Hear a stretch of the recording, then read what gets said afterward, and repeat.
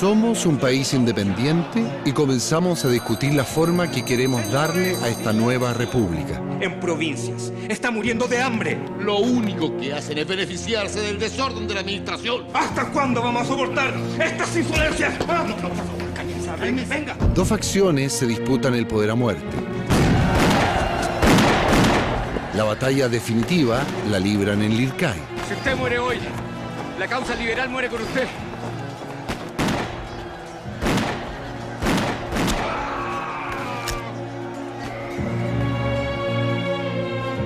Los conservadores derrotan a los liberales y Portales y la Constitución del 33 establecen las nuevas reglas del juego. La Confederación Perú-Boliviana merece ser destruida.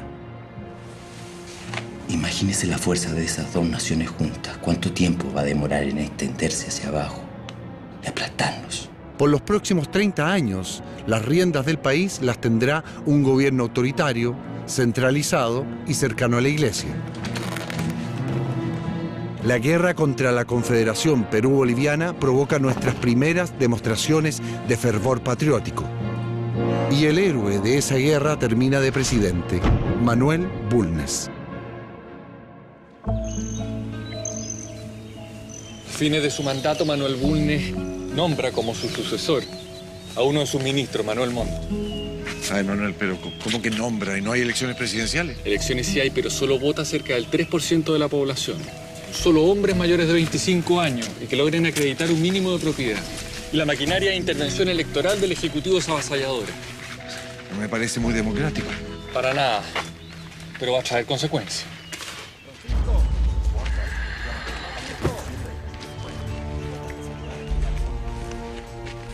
Estamos preparados. Ahora no nos van a guiar desprevenidos estos desgraciados. Por los reiterados fraudes electorales, nadie duda quién va a salir electo presidente. Manuel Montt. Por eso se están tomando las calles. ¿Y esos sacos? Son nueces y frutos secos que encontramos en una bodega.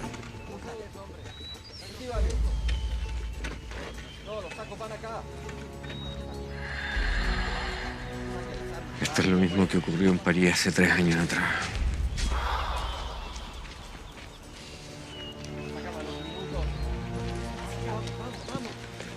La misma barricada.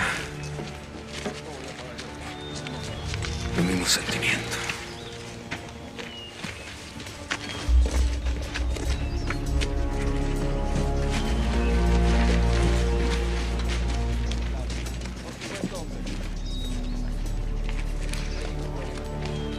Eusebio Lillo con el coronel Urriola están en la plaza de armas esperando los refuerzos para atacar. ¿Cuántos somos? Nosotros somos 300 hombres, aunque siguen llegando. Esperamos juntar unos 3.500 soldados.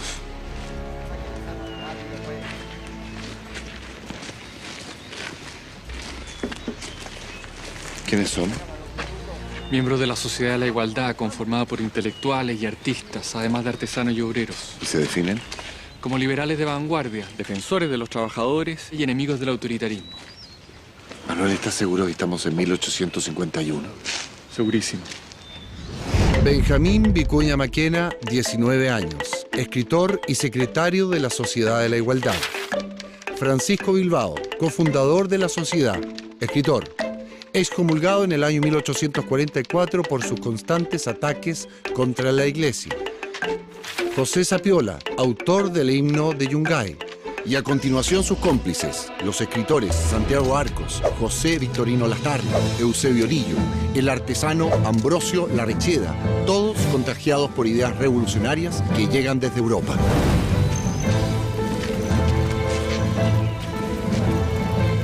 En este glorioso día pondremos fin a 20 años de atrasos y tinieblas. La Guardia Nacional es la milicia del gobierno que fortaleció Diego Portales. La Guardia Nacional. Ahí vienen en camino. Los liberales y los conservadores están acostumbrados a resolver las cosas a balazos. ¡Pelotón! ¡Alto! No olvides esa cara. ¡Preparados! En unos años más va a librar grandes batallas, peleando por el otro bando. ¡Ciudadanos! ¡Tomen sus armas! a luchar! ¡Apunten! ¡Viva el pueblo revolucionario! ¡Viva! ¡Fuego! ¡A la carga! El levantamiento de los jóvenes de la Sociedad de la Igualdad representa el deseo de participación de muchos chilenos. En las elecciones presidenciales vence el candidato conservador Manuel Montt.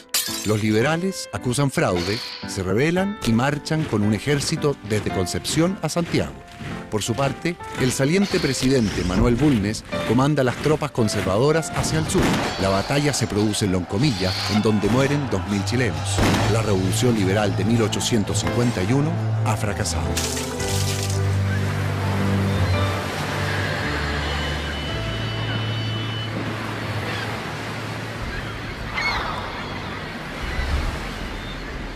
Es un nuevo intento de Concepción por resistirse al centralismo de Santiago. Sí, pero será el último. ¿Y qué pasó con los miembros de la Sociedad de la Igualdad? Todos los conocidos logran escapar. Francisco Bilbao huye al Perú y nunca más vuelve a pisar suelo chileno. Vicuña Maquena vive en la clandestinidad varios meses, hasta que su padre consigue subirlo a un barco con 2.000 quintales de harina que zarpa rumbo al norte, al lugar donde muchísimos chilenos se están yendo en ese momento.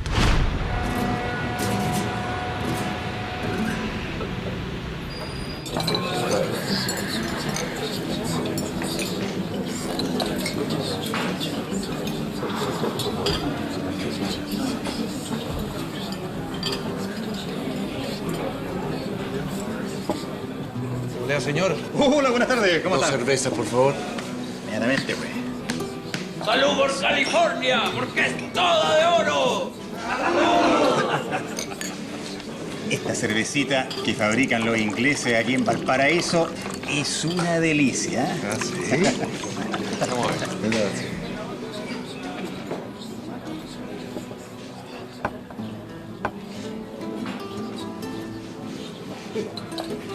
Oiga, y dígame una cosa, ¿todo el mundo está muy loco con este asunto del oro en California? Sí, pues mi presidente Montt tiene que traer a Alemania a colonizar el sur. En la agricultura no hay mano de obra. ¿Por qué? Porque todos los chilenos están en California. ¡Salud! Otra vuelta para todo el mundo, please.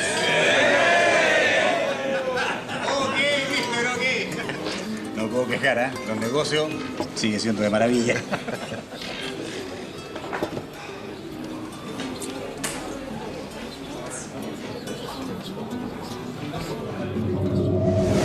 A California se manda mano de obra y se exportan víveres. Al resto del mundo, cobre, guano y plata. El capitalismo se consolida en Valparaíso, donde la influencia inglesa aumenta con los años. Los empresarios chilenos y extranjeros miran hacia el norte del país, donde se encuentran las mayores riquezas mineras. Un territorio que antes era considerado tierra de nadie, hoy es motivo de disputa. La actividad minera en el norte permite varios avances tecnológicos, entre ellos nuestro primer tren. Y este es el primer tren de Sudamérica. Eso es un mito. El nuestro es el tercero, luego el de Guyana Británica y el del Perú. Bueno, al menos somos finalistas. Lo que yo no entiendo es cómo Copiapó tiene línea férrea antes que Santiago y que, no sé, Valparaíso. Es que hay mucha plata.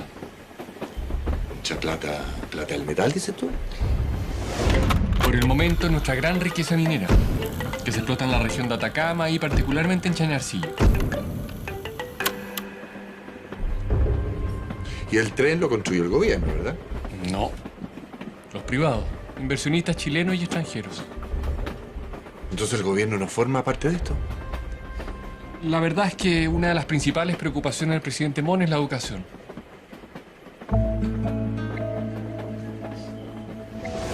El presidente Montt manda a crear la actual Escuela Naval, con becas que benefician a alumnos destacados de todo el país. Cuando asume la presidencia, Chile tiene poco más de 250 escuelas públicas. Cuando concluye su mandato, son cerca de 600. Le dio duro a la educación. Y también a la represión. Durante su diseño, Montt mantiene suspendidos los derechos ciudadanos por casi 5 años. La mitad de lo que dura su mandato.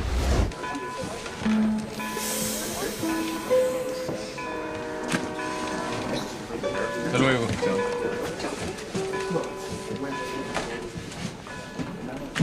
Finalizando su gobierno, Montt repite la tradición y designa como sucesor a su mano derecha, Antonio Varas. Como y nadie se opone. Buenas tardes. Buenas tardes. Buenas tardes.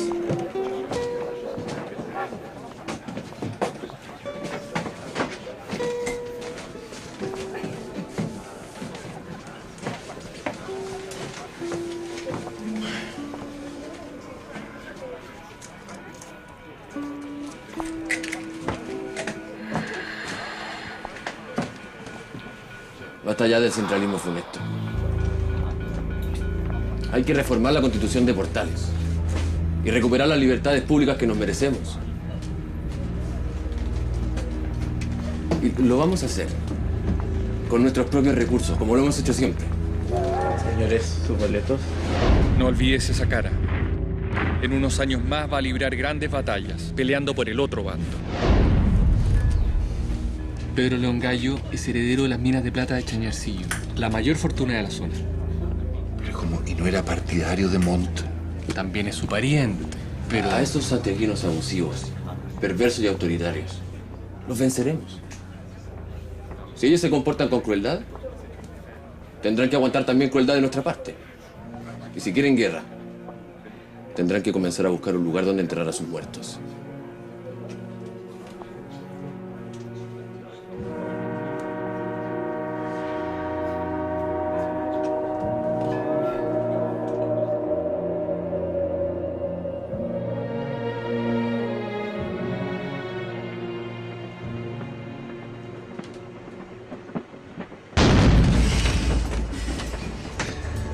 ¿Qué pasó?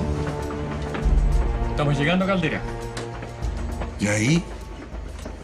A romper oficialmente con Santiago, todos los recursos de esta rica zona son destinados a la guerra contra el gobierno. Ahora mismo, en la maestranza del ferrocarril de Caldera están haciendo balas, cañones, fusiles, hasta carros blindados. Ah, la cosa va en serio. Tan en serio que han acuñado su propia moneda. Crearon una bandera y formaron un ejército, principalmente con mineros, al cual llaman el Ejército Constituyente.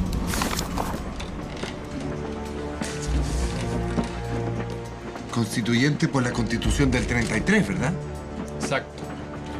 La prioridad para los liberales sublevados es reformar la Constitución del 33. La Asamblea Constituyente es un diario de oposición que circula en Santiago. Lo publica Benjamín Vicuña Maquena, quien ha vuelto de su exilio y se une a esta revuelta. Pero el presidente Montt ordena clausurarlo y Vicuña Maquena termina en la cárcel. ¿En Santiago qué está pasando? Vamos a ver. Sígueme.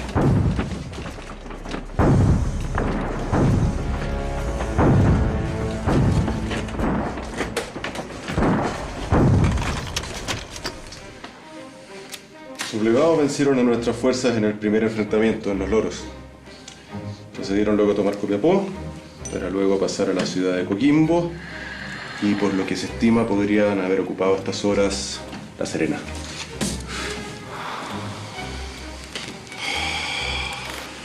¿Pero qué quiere esta gente? Reformar la Constitución, que las provincias sean autónomas, la ley electoral, que la enseñanza sea laica. Eso tiene un nombre. Anarquía. Bastante sacrificio nos han costado nuestros logros, como para que vengan unos jovencitos de alcurnia a ponerlos en peligro. Y nada más que por sus miserables intereses personales.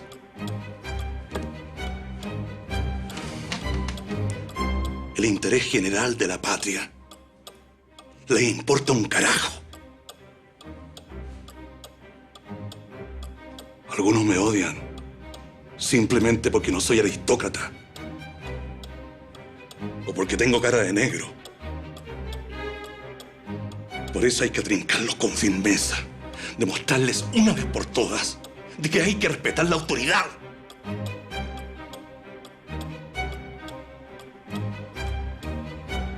El ejército constituyente, comandado por el ahora liberal Pedro León Gallo, obtiene importantes triunfos, dominando gran parte de la zona norte del país. Pero las tropas del presidente Montt vencen a los revolucionarios en 2 batallas sucesivas, primero en Cerro Grande y luego en Petorca. La segunda revolución liberal de 1859 es aplastada.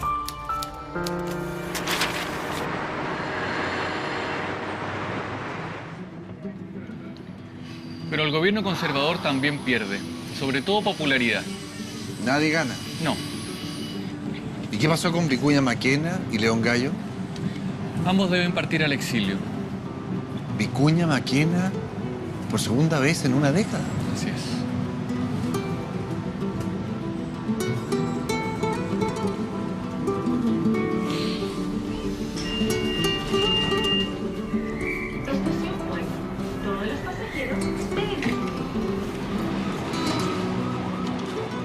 ¿Y qué hacemos en Valparaíso? Vinimos a ver el comienzo de una guerra. ¿Otra más? Esta vez contra una potencia europea que va a echar abajo el puerto a cañonazos.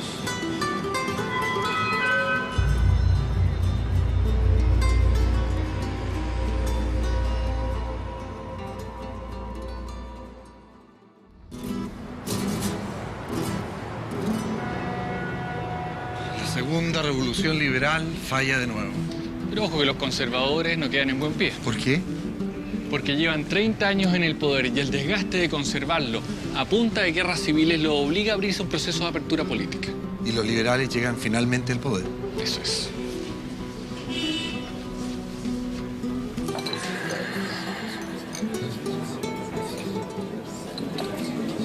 Un saludo por el nuevo presidente de Chile, el excelentísimo señor don José Joaquín Pérez.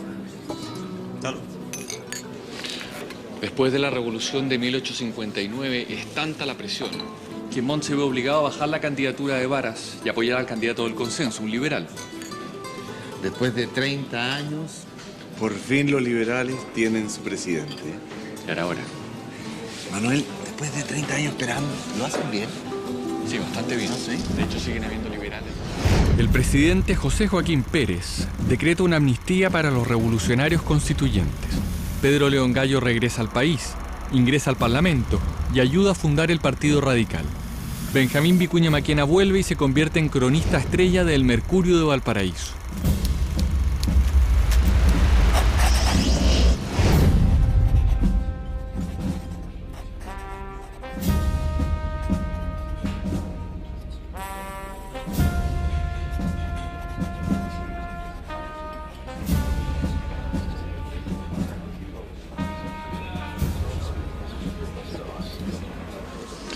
Me cae bien Vicuña Maquena.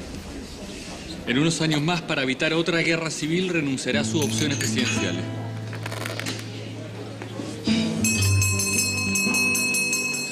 Señores, en 5 minutos más cerramos. ¿Pero cómo tan temprano? No, pues.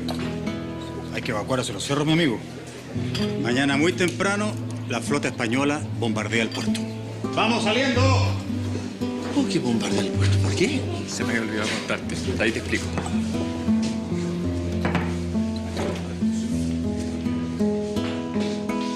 España no reconoce todavía la independencia del Perú y quiere cobrarle impuestos atrasados desde hace 40 años. Joder, qué patudez. La madre patria decide recuperar esta supuesta deuda, ocupando las Islas Chinchas, donde se encuentra el principal recurso económico del Perú, el guano. A cobrarles todo, cada doblón que nos deben. ¿Tan valiosa la caca de gaviota? Sí, el excremento rico en nitratos es el fertilizante más usado en estos años.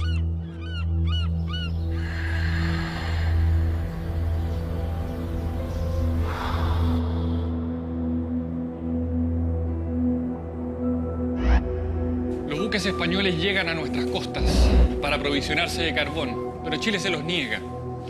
Entonces capturan un barco nuestro que viene de Lota lleno de carbón. Chile se defiende y la fragata Esmeralda termina atrapando a la Covadonga, que por entonces es un barco español. Y después ambas lucharán juntas en el combate naval de Iquique. Falta para eso. Por ahora el almirante de la Covadonga, deshonrado por la derrota, se suicida.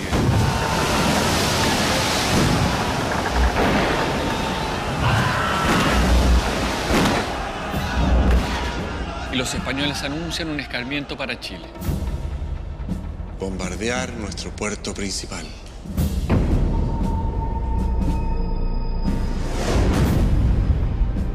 El bombardeo dura cerca de 4 horas.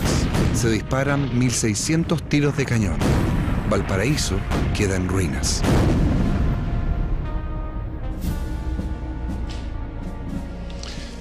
¿Y a todo esto, en qué está Vicuña Maquena? Durante la guerra contra España, el gobierno lo designa como agente confidencial en Estados Unidos. Su misión es conseguir apoyo político y material para mantener la independencia americana y ganar la guerra. En Nueva York, Vicuña Maquena funda un periódico, La Voz de América, desde donde denuncia el imperialismo español.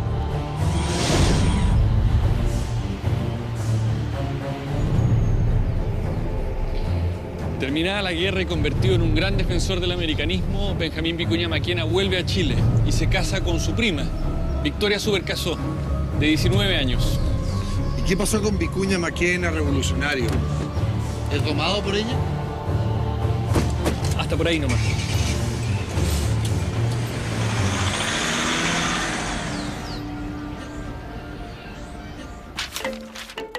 Benjamín Vicuña Maquena es incansable. Publica varios libros de historia, es elegido diputado y en la Cámara se autodesigna la voz del pueblo. Sigue peleando, pero ahora dentro del sistema. Se dice que para que no lo molestara en su gobierno, el presidente Federico Errázuriz Zañartu le ofrece el cargo de intendente, que Vicuña Maquena acepta de inmediato. Y se propone convertir a Santiago en una capital como las europeas. Los gastos son enormes y no faltan los que dudan de la sanidad mental del intendente. ¿Qué ocurrencia hacer un paseo en este vacío? Una de sus obras más importantes es la transformación del Cerro Santa Lucía en un hermoso paseo público.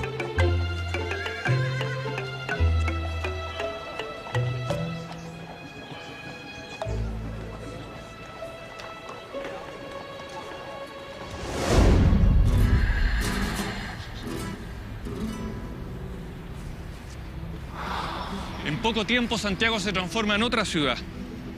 Su remodelación se inspira sobre todo en París. De hecho, Vicuña Maquena, apenas asuma como intendente, promete transformar a Santiago en el París de América.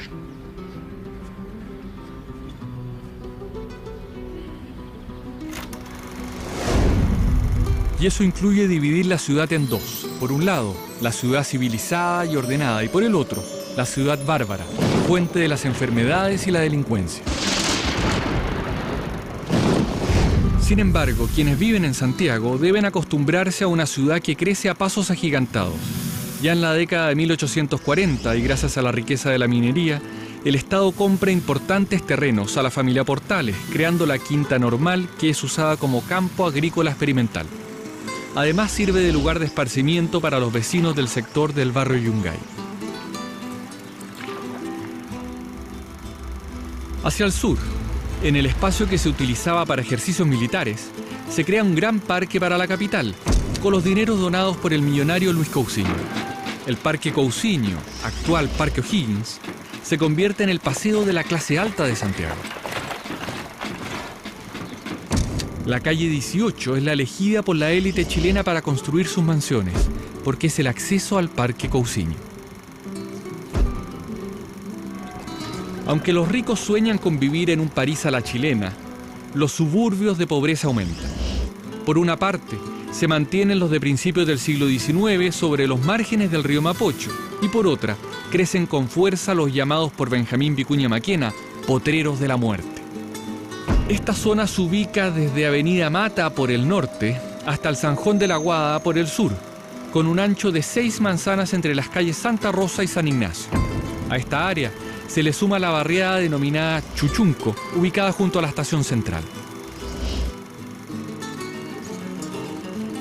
Cuando Benjamín Vicuña Maquena deja su cargo de intendente, Santiago cuenta con varios avances, como el alumbrado público con 1.362 farolas a gas y 626 de parafina. Pero donde más se nota el progreso es en los espectáculos y en el transporte público, con los carros de sangre y el ferrocarril urbano. Santiago celebra el centenario de nuestra independencia con las dificultades de una gran metrópolis, pero con avances que la hacen mirar el futuro con optimismo. Se inaugura el alcantarillado de la ciudad y con motivo de la celebración se construyen edificios que hasta hoy son parte de nuestra identidad, como el Palacio de Tribunales y el Museo de Bellas Artes.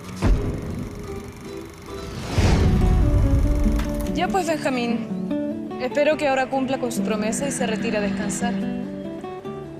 Ya descansaré estando muerto, Victoria.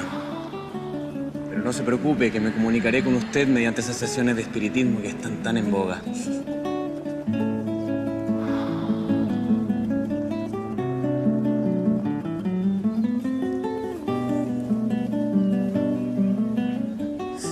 Hace meses que no duerme, Benjamín. Creo que en vez de dormir, voy a escribir. Quiero sentarme a terminar de contar todas aquellas cosas que he visto y las historias que he escuchado. Podría escribir algo sobre el voto femenino. ¿Para qué, Victoria? ¿Todavía no pueden votar todos los hombres y ya quieren empezar a votar las mujeres? Hay cosas bastante más urgentes. Nunca lo había visto tan de acuerdo con los conservadores, mi señor. No se trata de eso, Victoria. Simplemente no es el minuto. ¿No es el minuto, está seguro? Un grupo de mujeres en San Felipe lograron inscribirse en las juntas calificadoras. Nada menos que para votar por usted en la elección de presidente. Una cosa es que busquen algún resquicio para poder inscribirse. Pero otra cosa muy distinta es que les permitan votar. Benjamín, no me venga con el discurso de sus adversarios. Que Dios nos da un lugar a cada uno y el de las mujeres está en el hogar. Yo no he dicho eso, señora. Pero parece que usted se ha juntado mucho con Martina Barros a leer ese libro gringo.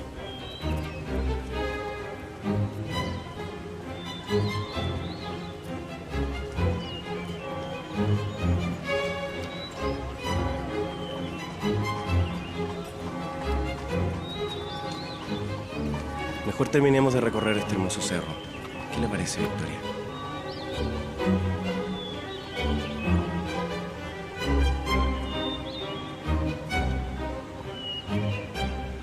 ¿Cuánto tiempo falta para que comiencen a votar las mujeres? Unos 70 años.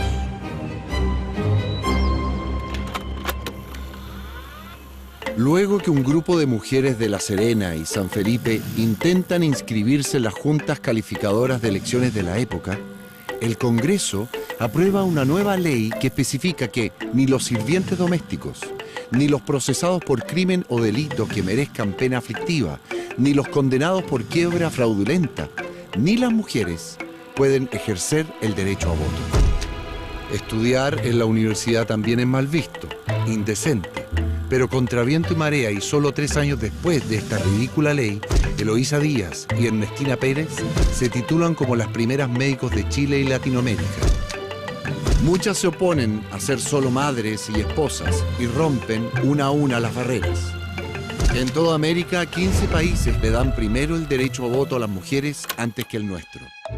Pero el año 2006 repuntamos, cuando somos el primer país en Sudamérica que elige una mujer presidente. Y después de cambiarle la cara a Santiago, ¿qué pasó con Vicuña Maquena? Hace la primera campaña presidencial al estilo gringo, recorriendo todo el país en tren. Y es tanta su popularidad y tanta la resistencia del gobierno a que salga electo, porque no es su candidato, que se teme un estallido de conflicto social. Ante eso, baja su candidatura. ¿Y qué es lo que hace? Postula al Senado. Y gana, obviamente. Y desde allí se convierte en uno de los grandes impulsores de la Guerra del Pacífico. Nos sacaron un parte. Te dije que aquí no se podía estacionar.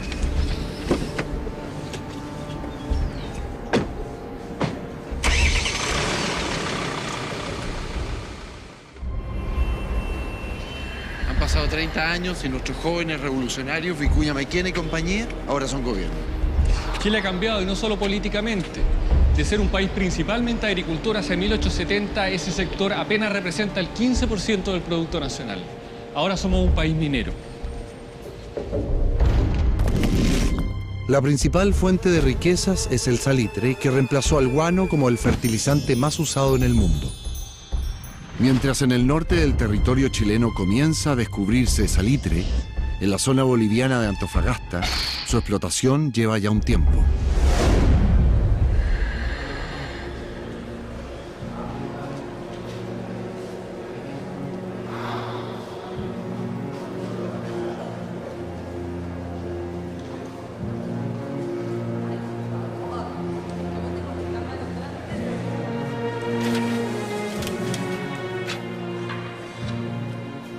Nuestro proyecto pretende colonizar un territorio que abarca desde Chañaral hasta Bolivia.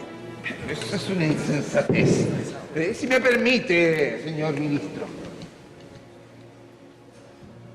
Nuestros problemas, honorables senadores, se encuentran en territorio boliviano. Para ser más preciso, en Antofagasta. El presidente Daza pretende aplicar una nueva alza en el impuesto al salitre. Y esto es inaceptable. Vamos a cobrar, como mínimo, un impuesto de 10 centavos sobre cada quintal que se exporte desde nuestro territorio boliviano. Constituye una flagrante violación al tratado que suscribimos con Bolivia hace 5 años. Lo que tenemos que hacer es comprar navíos blindados. Desde que el Perú nacionalizó sus salitreras, sus fuerzas armadas han ido creciendo. Todo eso es absurdo, señores. El presidente peruano es un gran amigo de Chile. Manuel Parto es uno de los hombres de Estado más ilustrado y atrevido que hemos conocido. Un gran genio de la reorganización de su país. ¿Qué es lo que pretende? Hacernos una guerra con el Perú, señor.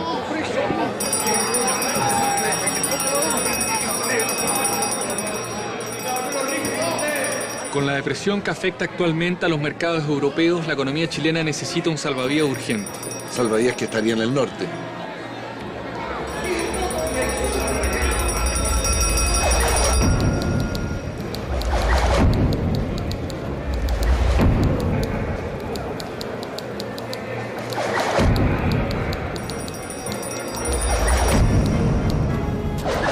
Compatriotas, ante las injusticias vividas en el norte, nuestro país procederá a ocupar los territorios comprendidos entre el paralelo 23 y 24.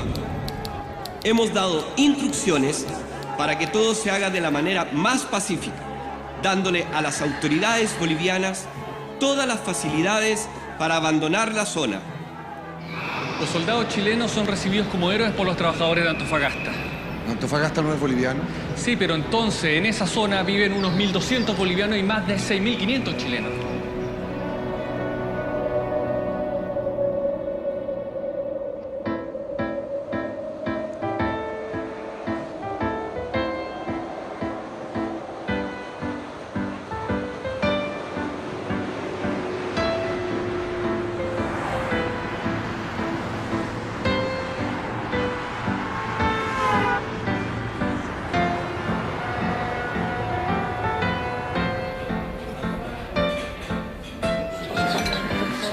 Chile ocupa el territorio boliviano de Antofagasta con la excusa de proteger las inversiones salitreras. Y ahí el ejército se encuentra una carta que lo único que hace es exacerbar los ánimos. Silencio, silencio. Voy a leer. He fregado a los gringos decretando la reivindicación de la salitrera. Espero que Chile no intervenga en este asunto empleando la fuerza. Pero si nos declaran la guerra, podemos contar con el apoyo del Perú, al que exigiremos el cumplimiento del tratado secreto de ayuda mutua. ¿Se dan cuenta? El presidente boliviano confiesa una alianza con el Perú en contra de nuestro país. Yo, los malagradecidos. A esos descendientes de los incas les hemos salvado el pellejo no una vez, señor, sino que 2 veces. 2 veces les sacamos de encima a los españoles. ¿Y ahora? Ahora resulta que hacen un tratado secreto en contra de nosotros. ¡Eso es traición, señor! Así es, traición, señor. Peronía no puede ser. Traición, traición es peronía.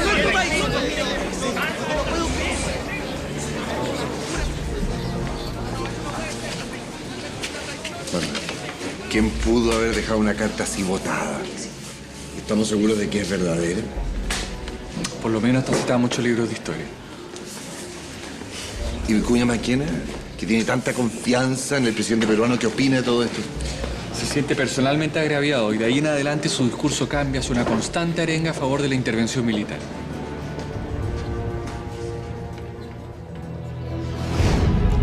La guerra cuenta con amplio apoyo en las ciudades, pero muy pocos se enrolan, por lo que comienzan los enganches o reclutamientos forzosos. Algunos chilenos son enrolados bajo engaños, otros por encontrarse en la calle después de las 10 de la noche. También caen quienes escuchan música en plazas e incluso algunos, fugitivos, son rastreados con perros para ir a la guerra. Desde el Senado, Vicuña Maquena exige al gobierno acciones militares concretas. Durante semanas, nuestros barcos se limitan a bloquear el puerto peruano de Iquique, esperando que la flota de Perú baje a enfrentarnos. Pasan los días y esto no ocurre. La opinión pública se impacienta. El gobierno da la orden de actuar. Parten hacia Callao los blindados Cochrane, O'Higgins, Aptao, Magallanes y el carbonero Matías Cousiño. Frente al puerto peruano de Iquique quedan las naves chilenas más antiguas, la Covadonga y la Esmeralda, que en una trágica coincidencia deben enfrentar a los dos buques más poderosos del Perú. ¡Al abordaje, muchachos!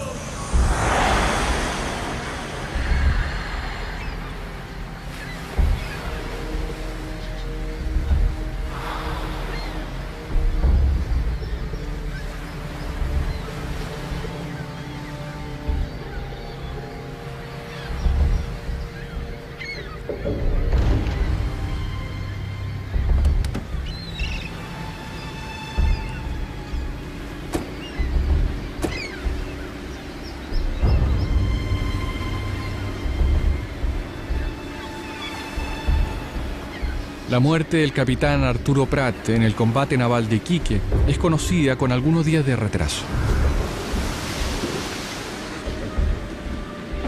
Hola, buenas tardes. Buenas tardes. Teniente Opaso, comandante del buque. Mucho gusto, Francisco Melo, Manuel Vicuña. Teniente Opaso, por favor, lo invito a bordo. Gracias.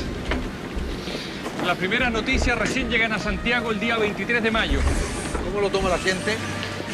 Primero hay una sensación generalizada de derrota, hasta que alguien da un largo y emotivo discurso que enciende el fervor patriótico.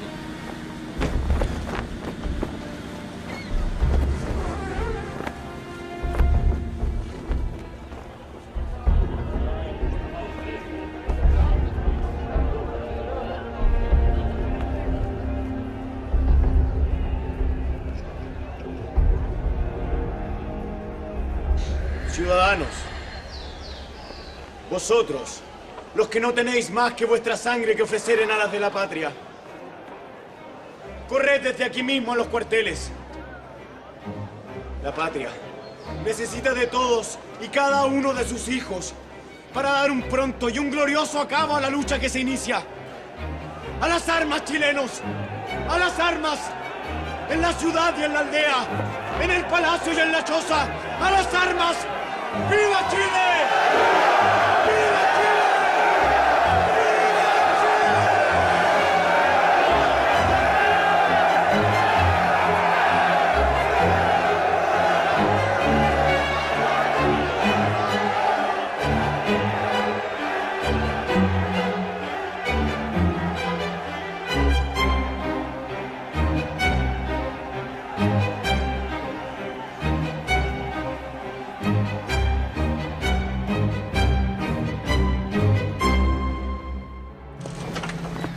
Larga 4.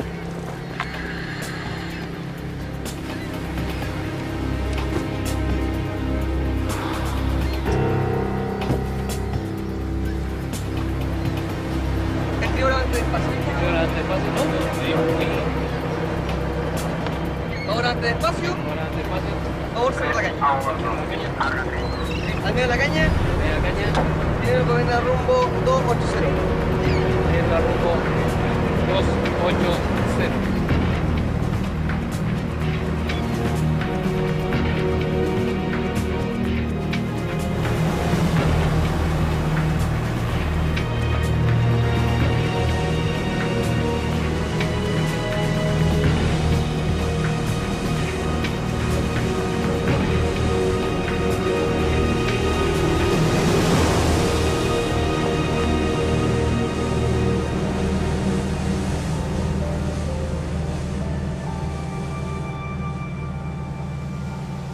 Antes del combate naval de Iquique, Vicuña Maquena lamentaba la ausencia de espíritu patriótico.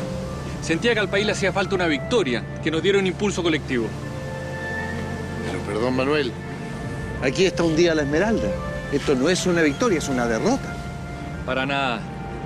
Ese día Chile perdió uno de sus buques más viejos, mientras el Perú, al perder la independencia, perdió el 50% de su flota blindada. Y Prat se transforma en un símbolo. En más de un sentido. Además de ser utilizado políticamente, como mártir de la guerra, su figura simboliza y resume todo lo que hemos visto en esta época. Es el hijo de un comerciante. Su familia no goza de una buena situación económica. Estudia en la escuela naval, gracias a una beca del presidente Manuel Montt.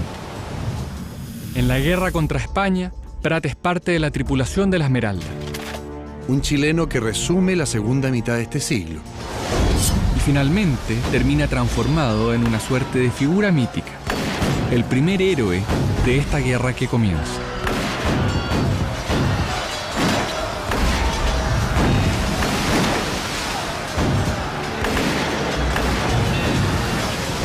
Me imagino que tras la muerte de Prat, los voluntarios para la guerra se multiplican. Las oficinas del ejército literalmente no dan abasto.